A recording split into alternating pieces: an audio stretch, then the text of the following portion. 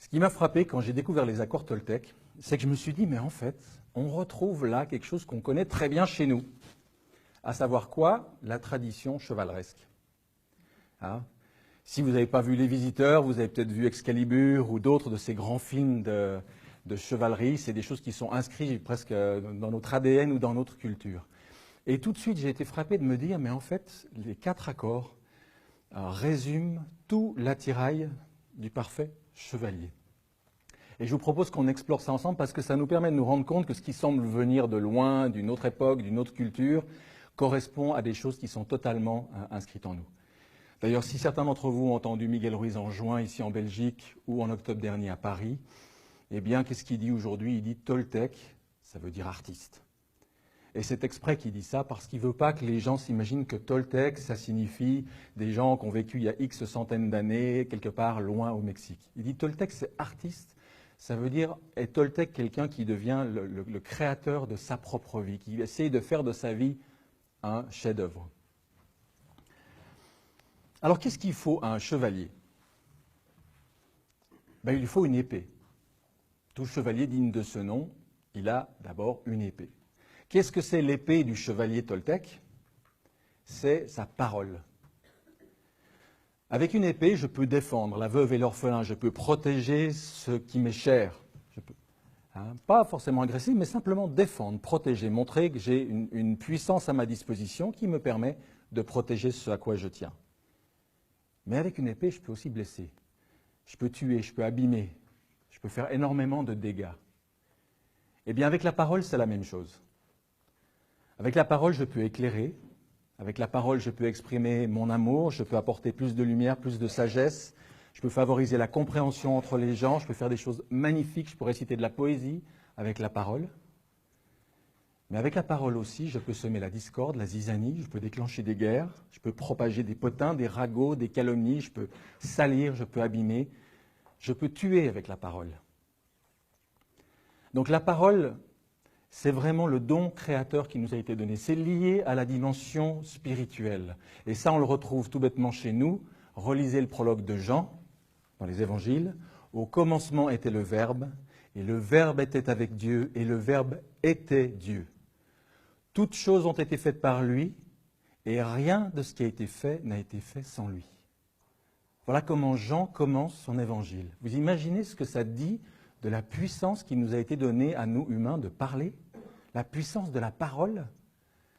Qu'est-ce qu'on en fait de cette parole? Qu'est-ce qu'on en fait de cette épée qu'on a à la main?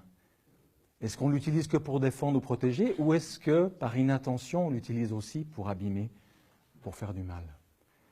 Le premier accord Toltec, il dit quoi? Il dit que ta parole soit impeccable. Impeccable, étymologie du mot, ça veut dire qu'il ne pêche pas. Hein?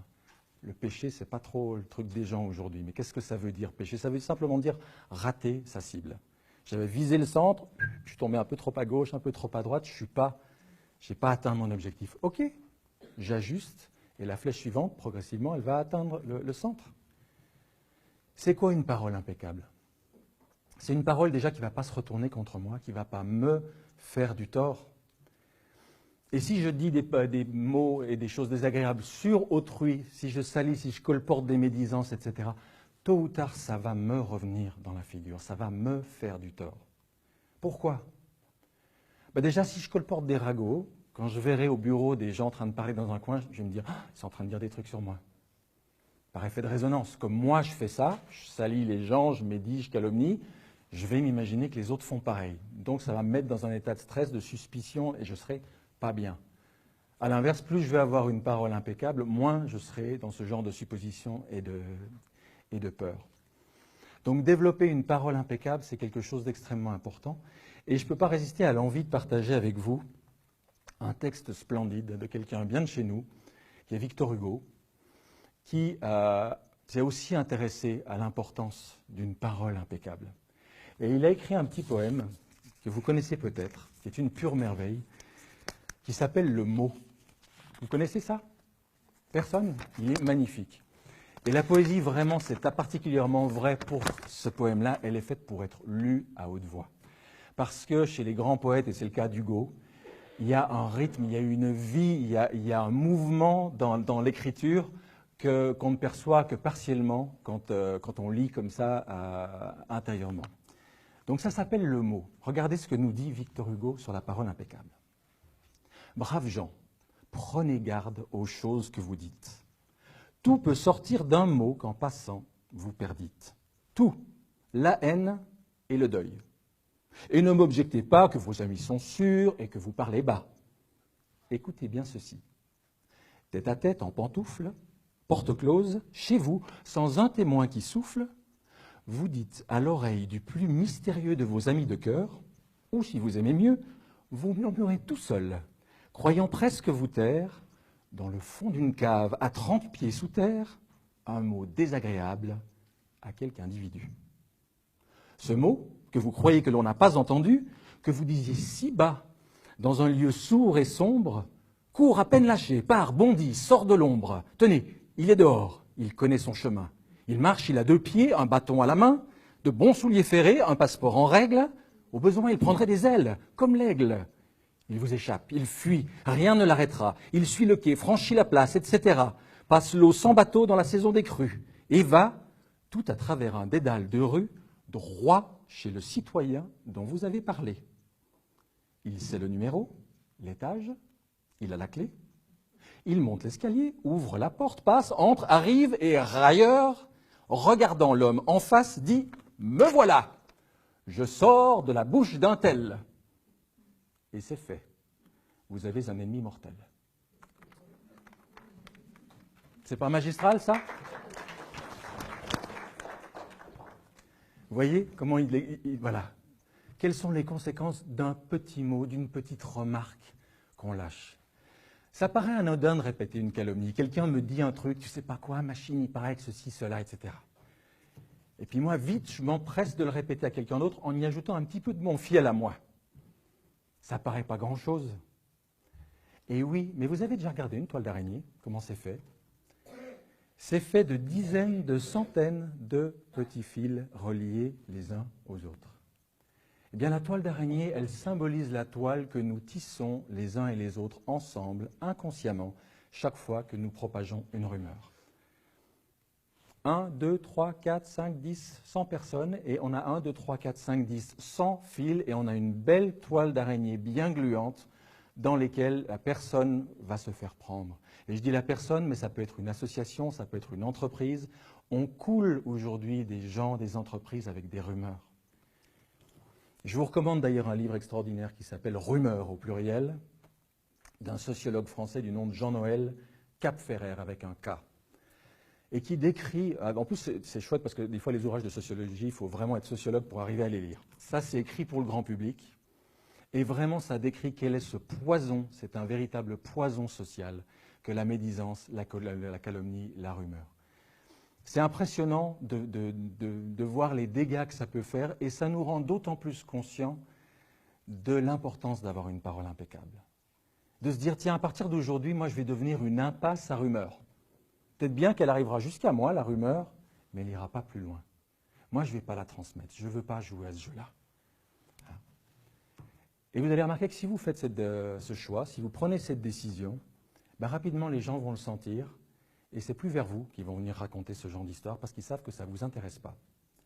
Et rapidement, vous allez attirer d'autres échanges que des échanges de cet ordre-là. Donc la parole impeccable, c'est quelque chose d'extrêmement important. Miguel Ruiz dit souvent qu'avec ce seul accord-là, vous pouvez changer toute votre vie. Juste, vous oubliez les 3 autres de base, plus le 5e accord Toltec, juste avec cet accord-là, vous pouvez complètement changer la qualité de votre vie. Ce n'est pas rien quand même. Et d'ailleurs, je vous le dis tout de suite, mais une clé à connaître pour les accords Toltec.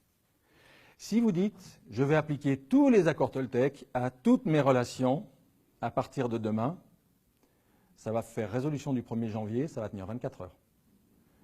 Par contre, si vous dites, tiens, pendant une semaine, je vais appliquer le premier accord Toltec à mes relations. Juste ça, je vais faire attention comment je parle, au boulot, en famille, avec mes enfants, avec mes voisins. Je vais vraiment me donner une semaine de concentration et d'attention sur un seul accord Toltec. Là, vous allez voir que les choses vont bouger. Et une autre semaine, vous pouvez le faire avec un autre, etc. En ciblant, en concentrant vous serez beaucoup plus efficace. Pour revenir à la parole impeccable, on a une autre référence de ce côté-ci de l'Atlantique. Est-ce que vous avez déjà entendu parler de Maître Philippe de Lyon? Oui? Bon, si vous n'avez pas entendu parler, je vous rassure, son surnom c'était le Maître Inconnu. Pourquoi? Parce que cet homme-là, qui a une réputation qui a quand même remonté jusqu'à Moscou, et qui fait qu'il a été médecin du tsar avant Raspoutine, cet homme-là organisait des séances de guérison à Lyon, rue Tête d'Or, qui étaient vraiment des guérisons miraculeuses. Il y a énormément de témoignages qui sont parvenus jusqu'à nous, et malgré ça, il est resté beaucoup moins connu que des grands occultistes du 19e et du 20e, genre Papus, genre Saint-Yves d'Alvèdre, etc. Il se passait des guérisons extraordinaires. Il avait un pouvoir de guérison probablement inégalé depuis, je ne sais pas si c'est depuis Jésus ou depuis quand, mais en tout cas, la capacité de cet homme de se lier à quelque chose de lumineux et de pouvoir aider des gens dans des situations désespérées était remarquable. Et vous savez ce qu'il demandait comme paiement pour ces guérisons, qui avaient lieu toutes les semaines là-bas? Il n'a jamais demandé un centime, pas un sou. Il demandait une autre monnaie, Philippe de Lyon. Il disait par exemple à telle personne, vous, je vous demande de ne pas dire du mal de votre prochain pendant 2 jours. À un autre, vous, je vous demande de ne pas dire du mal, de ne pas médire pendant 1 journée. Même une fois, il y a une dame qui était là, il lui a dit, oh vous, je ne peux même pas vous demander de ne pas dire du mal du prochain pendant 2 heures, vous n'y arriverez pas. Alors trouvez 2 personnes de votre entourage et demandez-leur chacune de ne dire du mal de personne pendant 24 heures. Vous vous rendez compte dans quelle estime il avait la parole, le verbe, cet homme-là? Moi, je trouve ça extraordinaire. Le seul paiement, tout ce qu'il voulait, c'est que les gens transforment leur usage de la parole, qu'ils aient une parole impeccable, qu'ils aient une parole saine, constructive, lumineuse, au lieu d'avoir une parole qui salit, qui médit, etc. Donc ce premier accord, il est fondamental. Alors après, il va loin si on veut le creuser. Parce que c'est quoi une parole impeccable? C'est juste quand je parle aux autres? Non. C'est aussi comment je me parle tout seul dans la tête. C'est quoi les monologues que je me raconte quand je suis tout seul, quand je me balade dans la rue, quand je suis en voiture, etc. Est-ce que j'ai une parole impeccable envers moi? C'est quoi les paroles que je mets dans la bouche des autres quand je dialogue avec eux dans ma tête? Est-ce que c'est impeccable, ça aussi? Et là, quand on commence à vraiment mettre sa conscience là-dedans, pas seulement quand on parle extérieurement, mais aussi intérieurement, on se dit, oula, il y a du boulot. Mais c'est un boulot extraordinaire parce que, même si c'est difficile au début, petit à petit, tout d'un coup, on va adopter vraiment une parole différente. Et on va se rendre compte qu'on a ce verbe créateur dans les mains et qu'on peut de plus en plus l'utiliser pour faire des choses positives, lumineuses, constructives. Alors ça ne veut pas dire devenir un béni oui-oui, ça ne veut pas dire ne jamais relever le moins de problèmes, le moins de soucis. On peut parler de choses qui fâchent, comme on dit, on peut parler de choses difficiles, on peut parler de conflits dans les relations. Mais on le fait avec intégrité, on le fait dans le souci d'améliorer la relation, on le fait d'une manière qui va faire grandir et l'autre et soi-même, pas dans le but de salir, de dénigrer, de démolir. Vous voyez? C'est pour ça que des fois je rajoute, ayez une parole impeccable, mais que votre silence soit impeccable aussi.